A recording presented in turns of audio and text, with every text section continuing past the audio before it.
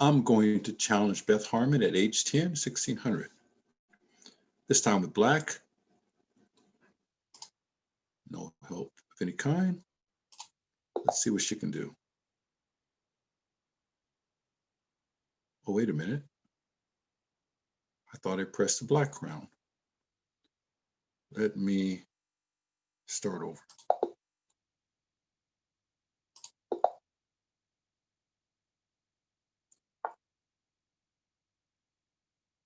She says e4 is the best move according to modern chess openings.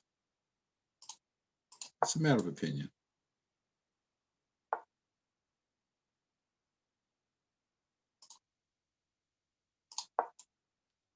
Petrov's defense.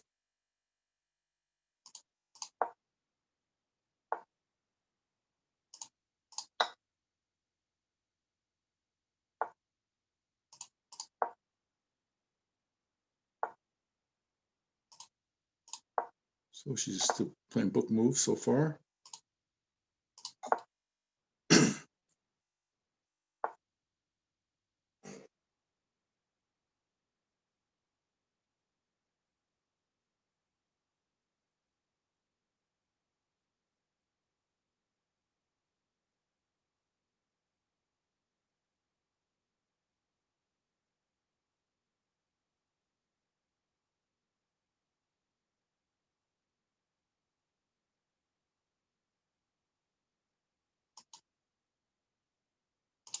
Let's go here.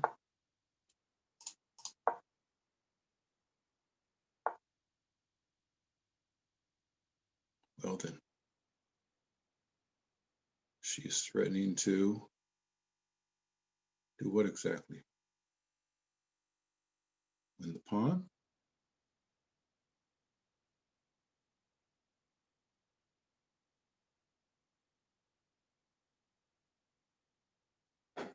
I'm thinking of, pawn takes pawn, bishop takes pawn.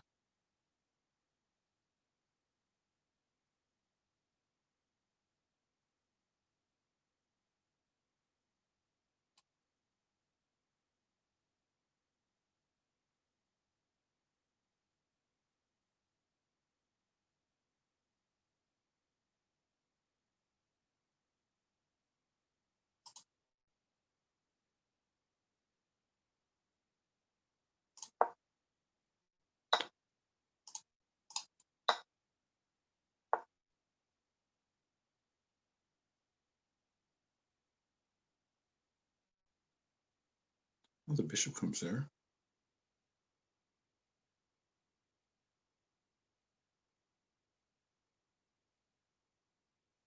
Bishop takes knight. If knight takes bishop, knight takes, bishop takes bishop.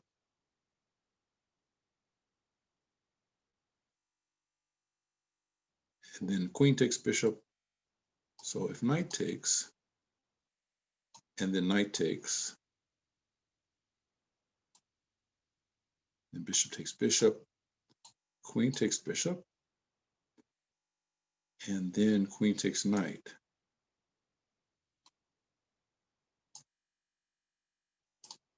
That's one variation. The other variation would be knight takes bishop, bishop takes bishop right away. Knight takes knight.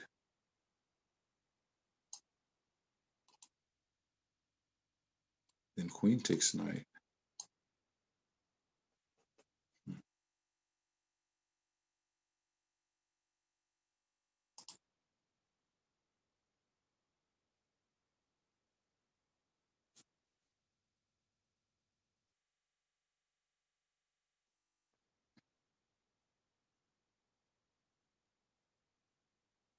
So if she captures wrong, she loses a piece. I'm sure she'll capture it the right way. Any other moves to consider?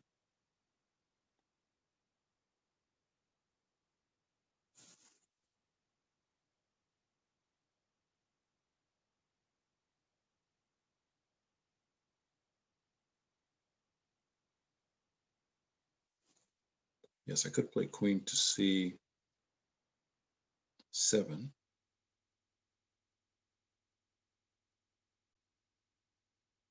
But then she'll just take off this pawn. Take off my d pawn.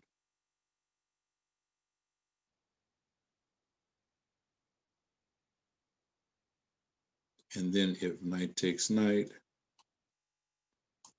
queen takes bishop. No, that she will lose a piece in that variation also. So queen to c7, she takes the d pawn, knight takes knight. Then she would have to play bishop takes bishop. And then knight takes knight check, pawn takes.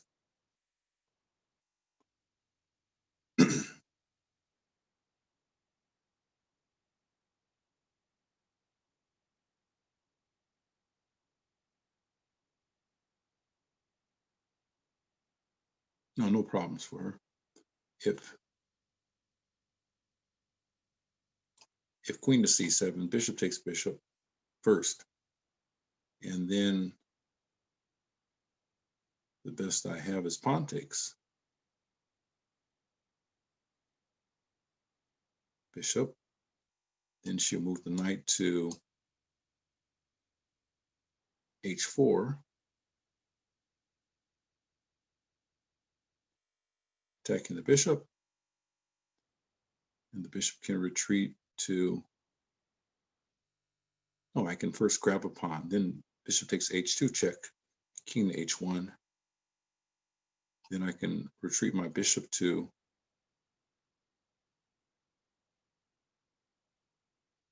e6.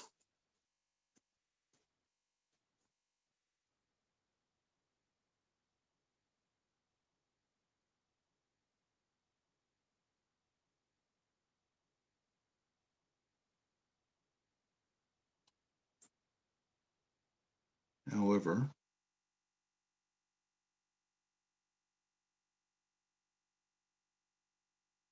so her best move, if queen to c7, will probably just be h3, and then knight takes bishop.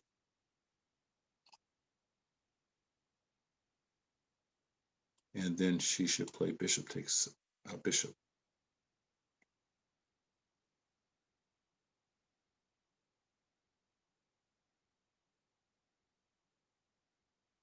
This way she's not losing material. However, this seems more straightforward. We'll take that.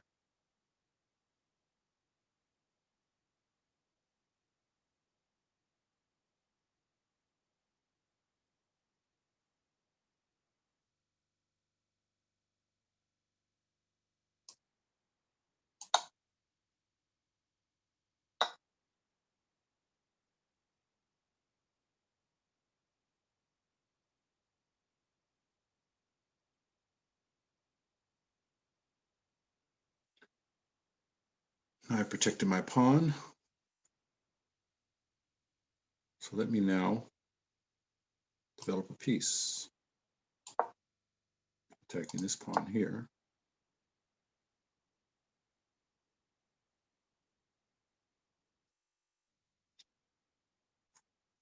I think this just allows a pawn fork. No, not really. What happens is, yes, I think it allows a pawn fork because it's g6, queen to g4, then h5. Then she's forced to play bishop takes pawn, but that loses. She's playing very strangely. Okay. Now the only question is, if I take the bishop now, does she have some perpetual check? I don't see that she does.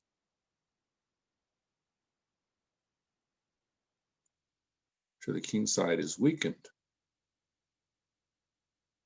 But if I play bishop take, pawn takes bishop, the king side is weakened.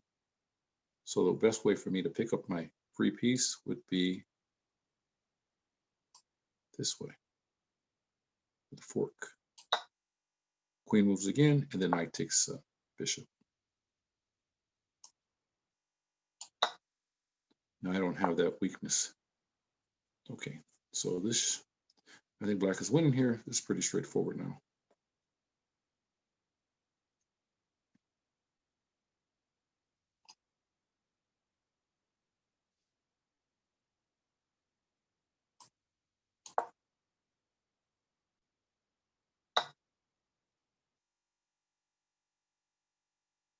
So this is just a trade. She gets a pawn. I get a pawn. I have an extra knight. Now I'm a pawn up altogether.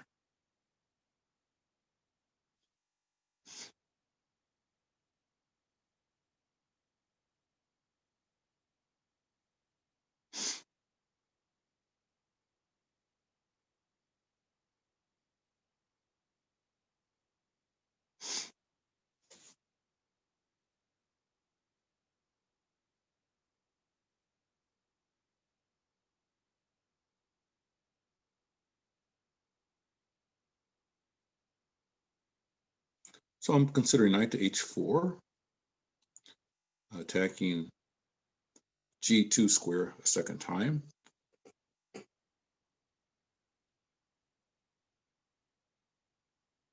She's not going to allow the mate in one, and so at that point she would retreat her queen somewhere, I'm sure. Once she retreats the queen, I have to move the knight again. So I don't know if that helps my situation.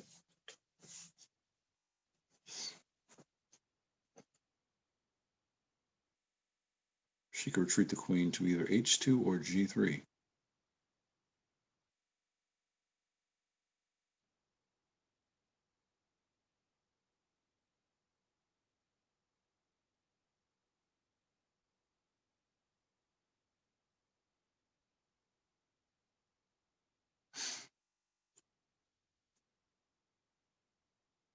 After knight to h4.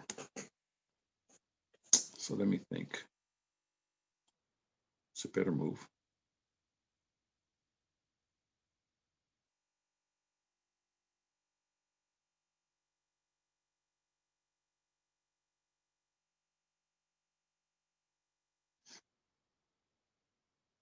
I think just challenging the queen right away is a better move. We'll split the pawns, but we know what to do with the split pawns. So here.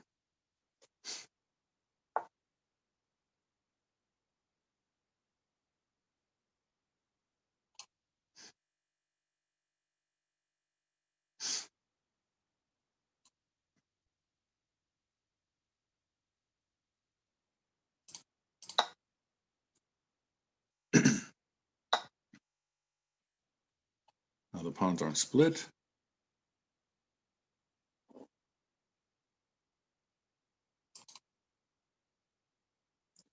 And she can't double on the seventh. I don't want her to double on my second rank, which is her 7th rank. So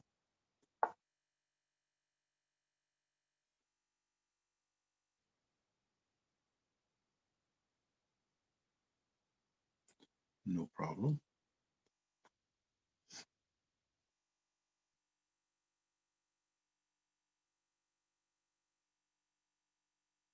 Now I'm considering king to f8. Then she's likely to push the pawn to g4. And when she pushes the pawn to g4, that would make my knight retreat, and then she can double on this on the 7th rank, her 7th rank.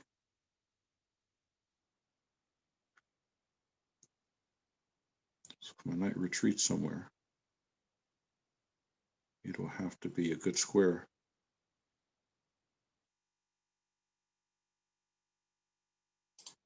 Okay, best way to keep it from doubling is let's try to trade rooks here.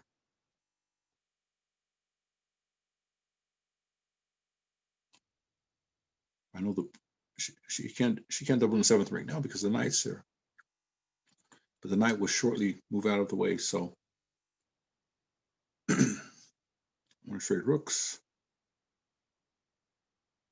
And if she retreats from a trade, I'll just bring my rook up to e7. So I'm thinking rook here. If he trades, that's fine. That's good for me. Rook takes rook, rook takes rook. And then if the rook attacks this pawn here, I just push that pawn up. If the rook attacks this pawn, I bring my rook up to e6. If instead, after rook here, she goes to this open foul to escape the trade of rooks, I can just bring this rook up to the 7th rank. I can even do his Russian rook first. First, I can come to her 2nd rank. So let's see how it works.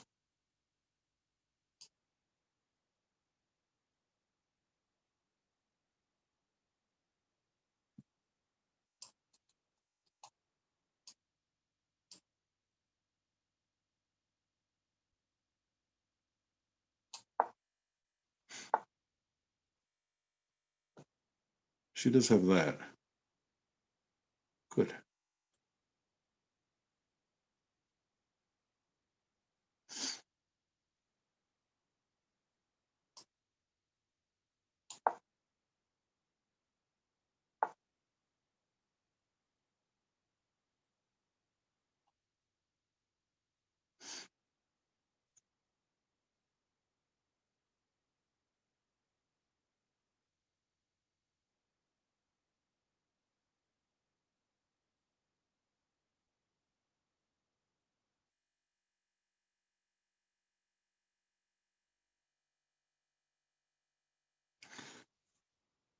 Push on the knight.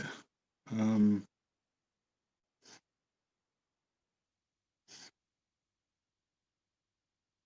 can get the knight back centralized by this route here, coming here, threatening check, and then back to this central square here.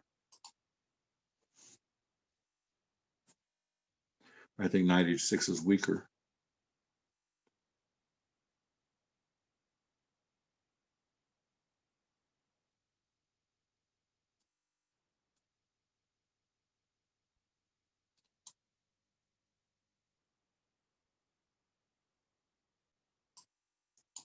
I'll go here.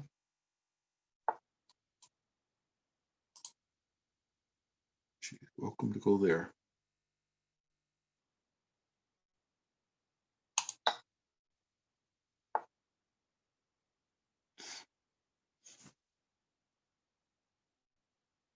I get my knight back to the center.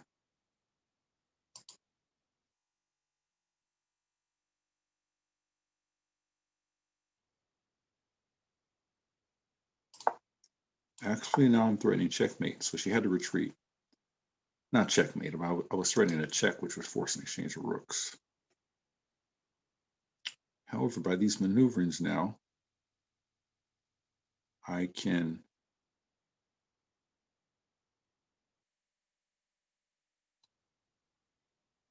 now double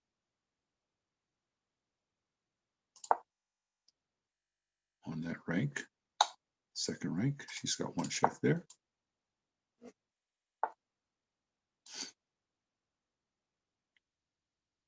And now I think it's just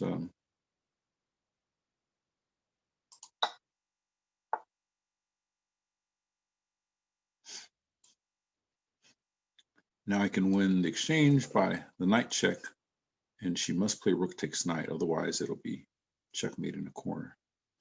Knight to f3 check. If king goes in the corner, king to h1, then the rook goes to h2, and that's checkmate. So now I'm winning the exchange. She says, do you think this check leads to something?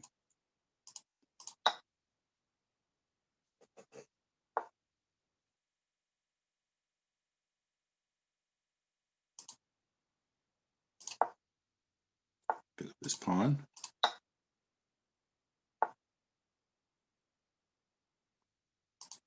And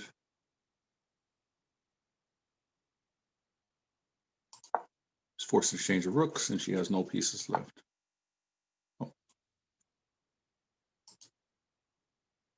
course, she can do that.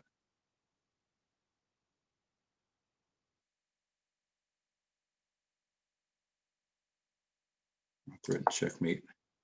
Nope. So she has to go back. Now just push. And she's helpless.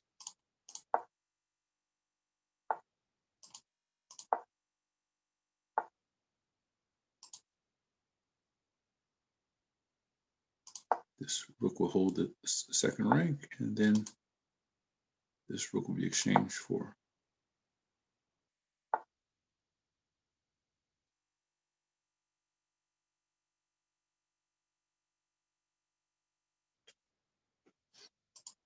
Okay, threaten checkmate over here. And oh, no, that's not checkmate. So rook takes rook, followed by promotion to a rook, and that's checkmate. Do you think this check leads to something very interesting? Okay, that was pretty straightforward.